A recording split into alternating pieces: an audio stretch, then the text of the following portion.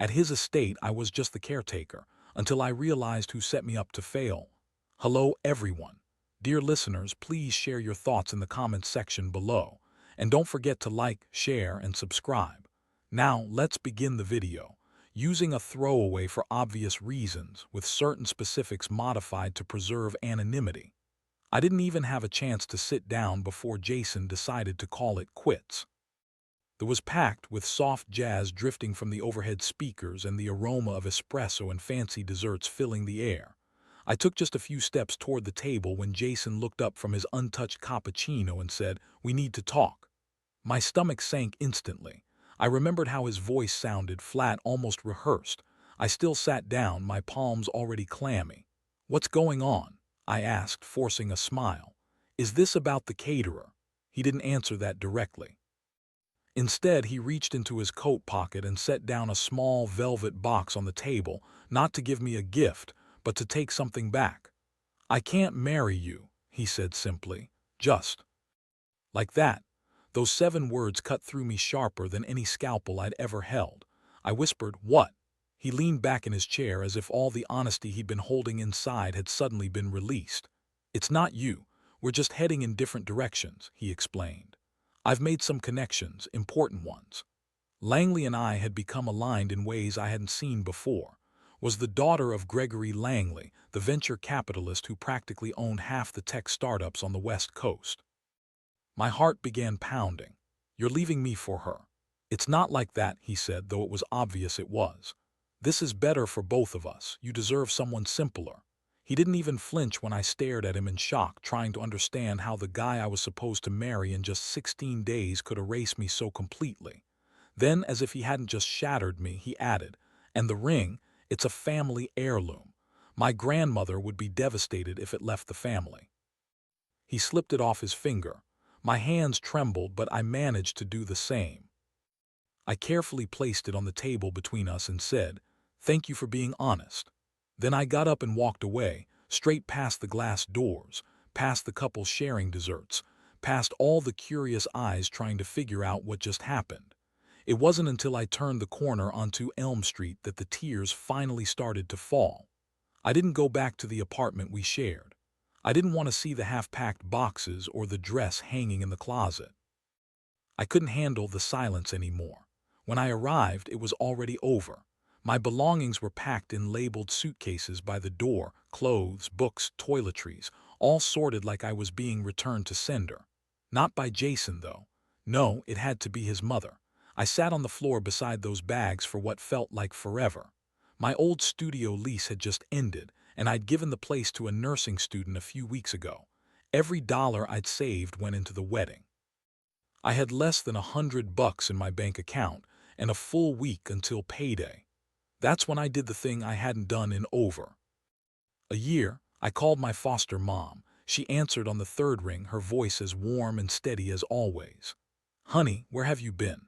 I was about to call about those shoes we looked at last week." I couldn't even speak. A sob caught in my throat, and that was all it took. An hour later, I was curled up on her faded plaid couch, holding a mug of peppermint tea while she gently stroked my hair, just like she used to when I was 13 and broken from yet another bad placement. Didn't ask questions. She just covered my legs with a thick knit blanket and said, "Stay as long as you need. You hear me? We've got space and you've got nothing to prove." That night, I didn't sleep. I lay on the old pull-out bed in her living room, staring at the ceiling as I replayed every detail of my conversation with Jason. His calm tone, the way he didn't hesitate for a second. Had he ever truly loved me? Or was I just some placeholder waiting for someone with a last name like Langley to show up? By sunrise, the ache in my chest had dulled into something heavier: shame. I was supposed to be stepping into a new chapter, starting a family of my own. Instead, I found myself back at square one, 28 years old, heartbroken, homeless, humiliated. At noon, I took a shower, dressed, and went back to the hospital as if nothing had happened. Nurses smiled at me. Some asked about wedding plans. I smiled back and nodded, because telling the truth felt like it would rip me apart all over again. But as I changed into my scrubs and checked my patient assignments, I knew one thing for sure. I couldn't stay here forever. Not in this town. not surrounded by these memories. Not while Jason Miller and Langley cheered champagne to their perfect future just across the state line. I had nowhere else to go and nothing left to lose. Over the next 3 days, I moved on autopilot, going through the motions on the hospital floor while fighting to keep myself from falling apart inside. I kept telling people the wedding was postponed. Jason had a business trip, that I was fine, too much truth to say outright. Then, on the third day, as I checked in for a line in room 8, Rachel, our no-nonsense charge nurse, peeked into the room and said, "You still looking for a miracle escape from this place?" I blinked. "What?" She beckoned me into the hallway and lowered her voice. "You remember Lily from, she took a private caregiver job a month ago, high pay living, and she quit last week. Couldn't handle the guy." "What guy?" I asked. Rachel raised an eyebrow. "Some rich tech mogul, paralyzed, living up in Cypress Hill in one of those fancy houses. Apparently he's a nightmare." "Sounds amazing," I said. "It pays triple what we make, includes meals, no roommates, no night shifts, just one patient." I hesitated. "I'm not a caregiver," I wanted to say, but Rachel cut me off. "You're a nurse with 5 years' experience. You're more qualified than most, and trust me, most of them don't last 2 weeks with this guy. You're stubborn, that might work in your favor." Part of me almost laughed. I wasn't sure what part of me was still stubborn anymore, considering everything inside felt cracked. But that word, escape, echoed loudly in my mind. And I had to ask, "Do you have a contact?" 10 minutes later, she handed me a small card with a name written in sharp cursive. Temple, estate manager, it read, and below that was a number. I waited until midnight to call. Standing in the alley behind's house, coat wrapped tight around me, I dialed with trembling hands. She answered on the second ring. "Yes, this is Carter. I was told there's a position for a live-in nurse. Are you available for an interview tomorrow morning at 9? I blinked. "Yes, I can be there. Bring your credentials and references. The address will be sent via text shortly. Don't be late." The line cut off. By 4:30 a.m. I was on the earliest flight out of Helena, headed to San Francisco, then connected to a shuttle that climbed Cypress's hills, leaving the world behind. Everything felt surreal, like I'd stepped into a dream I hadn't earned. And then I saw the house.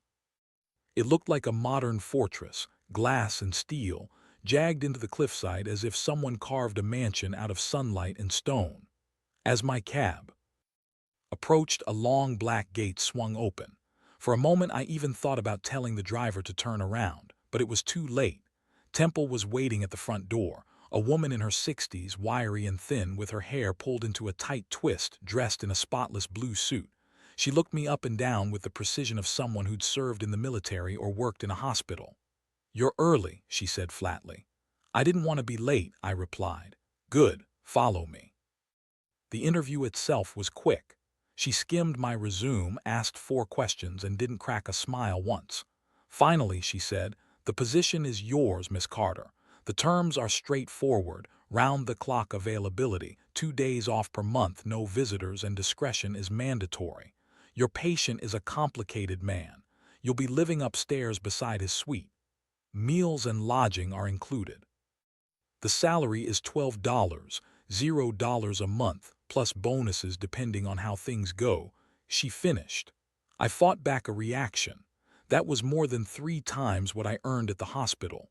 I didn't have any plan, just my battered duffel and a bleeding heart, but I said yes anyway. She slid a folder across the table. "Review this before tomorrow. Your patient is Mr. Hale." The name meant nothing to me then, but it would soon. The next morning I waited outside his door, folder in hand, my heart pounding. The corridor was silent, carpet swallowing every footstep. The house was cold and polished, stone floors, sleek lines, an expensive kind of silence. Was beside me, clipboard against her chest. "Are you sure you want this?" she asked softly. "I signed the contract," I said. That wasn't quite an answer. I swallowed and nodded. She knocked twice, then pushed the door open without waiting. It was enormous, with vaulted ceilings and glass walls overlooking towering redwoods, sunlight spilling across pale hardwood. It felt more like a throne room for a ghost than a bedroom. He was by the window, sitting in a sleek black wheelchair. His back was to us. "Mr. Hale said briskly, 'Your new nurse has arrived, Carter.'" He didn't turn immediately. He was just sitting there, fingers tapping the armrest slowly. Finally, he pivoted and my breath caught. I didn't know. I expected maybe an older man, frail, but Hale was young, maybe mid-30s, tall even sitting with short dark hair, a sharp jawline and eyes like shards of glass. Yet there was something exhausted in his face. His skin was pale, his frame slim, but the look he gave me was warning, like he already thought I'd disappoint him. So he spoke, voice low and sharp. "They sent me another one." I opened my mouth to reply, but he cut me off. "Bet it's a week, 10 days, he said. Didn't answer. She simply said, "I'll leave you two to get acquainted," and shut the door behind her. Silence filled the room. "I'm not here to place bets," I finally said, "just to do my job." He rolled his chair a few feet closer, eyes assessing me as if I were an unwanted piece of art. "And what do you think that job is?" "Medication, physical therapy, vital checks, supporting rehab," I replied. He snorted. "You forgot the part where you nod sympathetically while I fail to walk again." "That's everyone's favorite." I didn't flinch. "I'm not here to pity you." He tilted his head, smirking slightly. "That's new, most crack by day 3. Maybe I'll surprise you." Maybe, I thought. His smirk told me he didn't believe that for a second. The day was stiff and silent. I gave him medication, checked his physical therapy plan, took notes. Kept tossing out sarcastic barbs, testing me, pushing me, but I held my ground. I'd worked with veterans who'd lost limbs, teenagers screaming through injections, mothers crying through morphine, not going to scare me. That evening, while preparing his room for night, he suddenly said, "You're not what I expected." I looked up. "No, you haven't asked about the accident. I figured you'd tell me if you wanted to." He paused, a long silence. "It was a ski trip," he finally said. "Solo, I lost control on a ridge, woke up in a helicopter, haven't stood since." I nodded. "Thanks for telling me." He stared at me for a long moment. "Why'd you take this job?" "I needed it." "Not for the money," I answered honestly. "Why this job?" I looked him in the eyes. "Because I've been lied to, because I know what it feels like to be thrown away." His face flickered like a crack in a wall that shouldn't be there. Then he turned back to the window. "Don't get attached," he warned. "I don't do gratitude, I don't do friendship." "Good," I said. "Neither do I." After that, he didn't dismiss me, just stayed quiet. It was the 5th night. I wasn't supposed to be awake, but the wind howled outside since midnight, shaking the windows like some restless ghost trying to decide whether to come in or stay out. I got up to close the blinds and noticed the light still on in the gym, a place rarely let anyone access alone. I ignored it at first, telling myself he probably fell asleep watching TV. But something urged me, like a quiet instinct. I slipped into my sweater, moved silently down the hall, and peeked into the gym. What I saw made my blood run cold. Was standing, not quite unsteady, gripping the parallel bars, arms tense with effort, sweat trickling down his forehead, legs trembling beneath him, every muscle tight. He was moving slowly, deliberately, step by agonizing step. My breath caught in my throat. He didn't notice me at first, too focused. But when the door creaked, he turned and saw me. His face instantly shifted from effort to anger. "What the hell are you doing?" he snapped. I hesitated, wanting to say something, but felt like my chest had already shifted. He wasn't hopeless. He wasn't finished. He was making progress in secret. "Why?" I asked softly. "Why are you hiding this?" His knuckles whitened on the bars. "Because when people see progress, they expect miracles." "That's not how healing works," I said. He laughed bitterly. "No, but that's how disappointment works. I've watched folks walk away once they realize I'm not bouncing back. I'm not doing that again. So instead you pretend there's nothing left, like you've given up." His jaw clenched. "You don't get it." I moved closer, carefully, like approaching a wounded animal. "Maybe I do," I replied, eyes locked on his furious but unsure expression. "I won't tell anyone. But if you let me help, truly help, we can aim for something better. You don't have to do this alone." "Why?" he demanded. "Why do you care?" "Because I know what it feels like to have your whole future ripped away and still be expected to smile through the pain," I told him softly. He stared, breath ragged, sweat glowing on his skin. I thought he'd yell, command me out, threaten to fire me. Instead, he slowly sagged back into his chair, exhausted and silent. Finally, he muttered, "Fine." My heart leaped. "We keep this between us," he added. No one else needs to know." "I understand," I said quietly. "And you follow my lead." When I say stop, we stop. When I say go, you help. Deal, I nodded. His eyes were still sharp but softened just a little, the unspoken understanding passing between us. You're not like the others, he said. I'm not trying to be, I replied. The next morning we started our sessions early, before woke and before the sun brightened the kitchen tiles. Every movement he made was an act of defiance, controlled, deliberate, as if fighting gravity itself with stubbornness and muscle memory. But he was doing it and I was there. Just support, no cheering, no tears, just a presence in the background. Then it began with a voice. I was reorganizing the meds cabinet in my room when I heard it, deep, confident, too smooth. Not's voice and not a house staff member. Curious, I moved quietly into the hallway, following the sound into the west sitting room.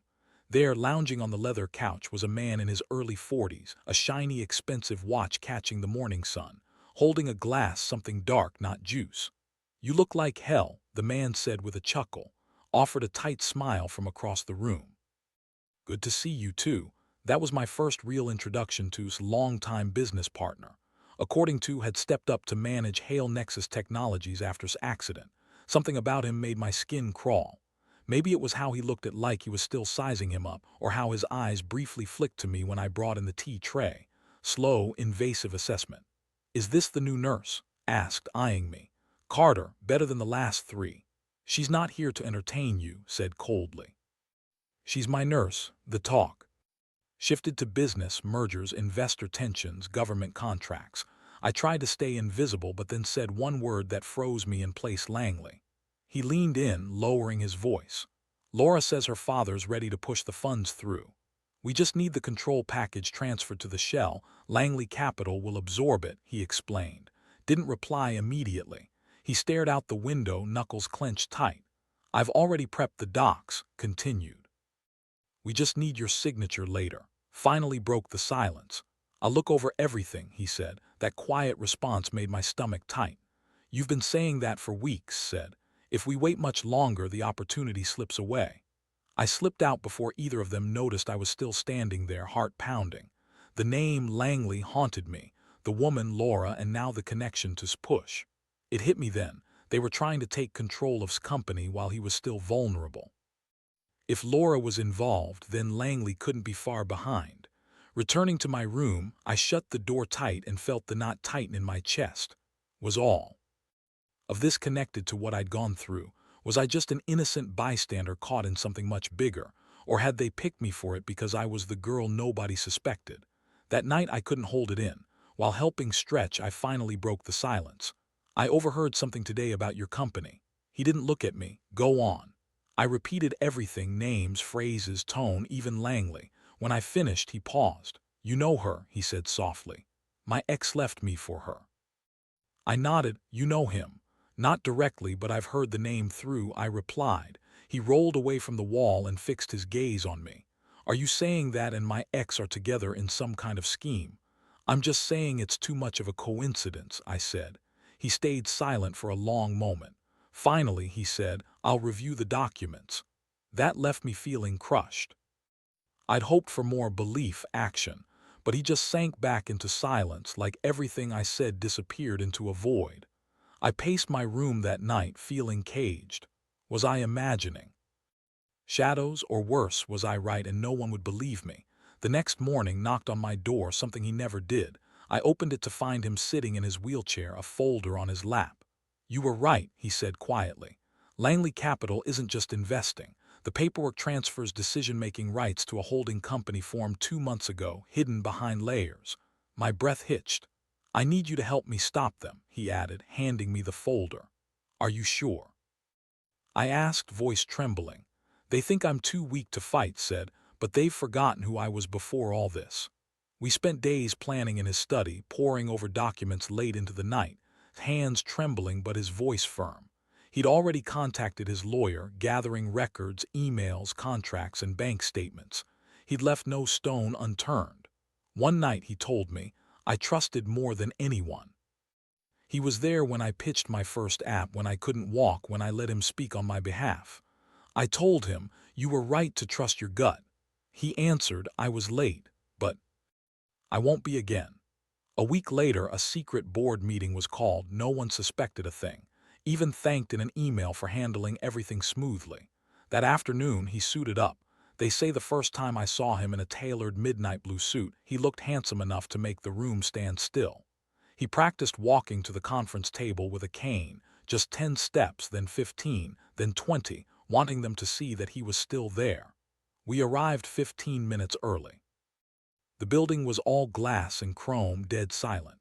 Heads turned as moved beside me, jaw clenched, steps determined, electric energy running through the room, sat at the head of the table.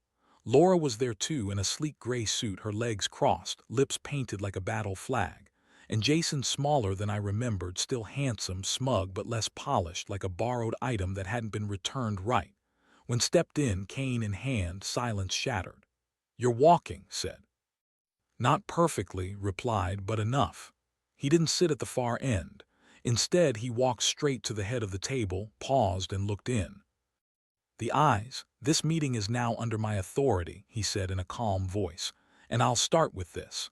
He opened a folder and showed every forged trail, every clause, every proof of attempt to hand control of Hale Nexus to a shell company owned by Langley Capital.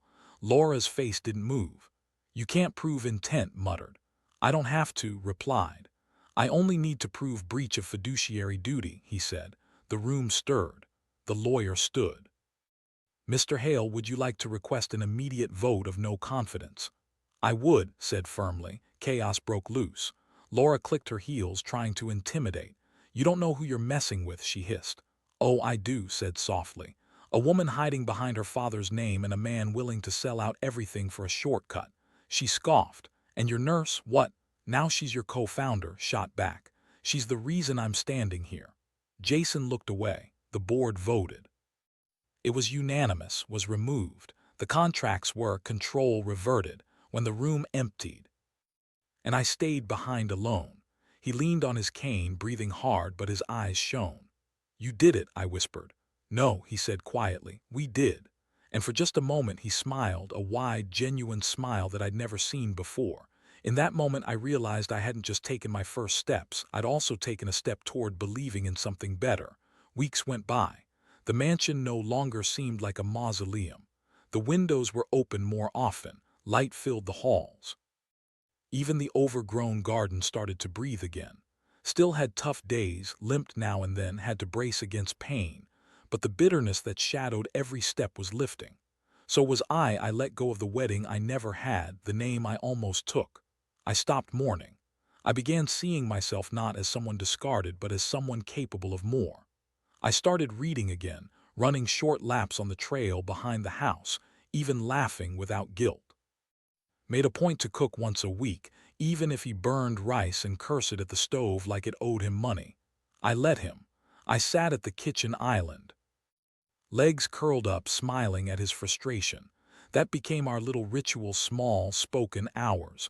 One night he handed me a dish I couldn't identify and joked, "If this kills you, I want it on record." I laughed. "You'll get the company in the will," I said jokingly. He paused. "Actually, no." "What?" "I transferred it into a trust," he explained. "One that includes you." My eyes widened. "What?" "I'm not giving you the company," he said gently, "but I built something better with you, something I want you to be part of." He reached into his jacket pocket and pulled out a small black box. "Before you say anything," he said quickly, "you don't have to answer today or even this year. I know I'm still finding my way, and I get that you didn't sign up for this." He opened the box. Inside was a simple gold ring with a tiny sapphire in the middle. "But I'd like to ask," he said softly, "if you consider walking this road with me, not because I need saving, but because with you I remember who I am." I did. Cry I might have, but instead I felt something steady, like I'd walked through the darkest forest and found not a castle but a clearing, quiet, safe, a place to breathe again. I took the ring, slid it onto my finger. "I'm not saying yes," I whispered, smiling, "but I'm not saying no either." He laughed softly. "That sounds just like you." We didn't rush. No grand announcements or headlines, just more mornings, more progress. He managed to walk half a mile on his own. The next month I passed my licensing exam to open my own practice. We hired more staff. This house no longer felt like his alone, it felt like ours. As for Jason, he sent a text once, just 2 lines asking if I was okay. I never replied. I didn't have to. I'd already gained what I needed from that heartbreak. A lesson, a detour, a door into a life I'd never dared imagine. And by fall, stopped using his wheelchair altogether. On his birthday, we took a short trip to the coast, just us. We walked along the beach at sunset, sand between our toes, wind biting enough to sting. At one point, he looked out to the ocean and asked, "Do you think we'll ever go back to who we were before?" I shook my head. "I hope not." He turned to me and I added, "Because who we became is better." He didn't say anything. He just reached out and took my hand, holding on tight.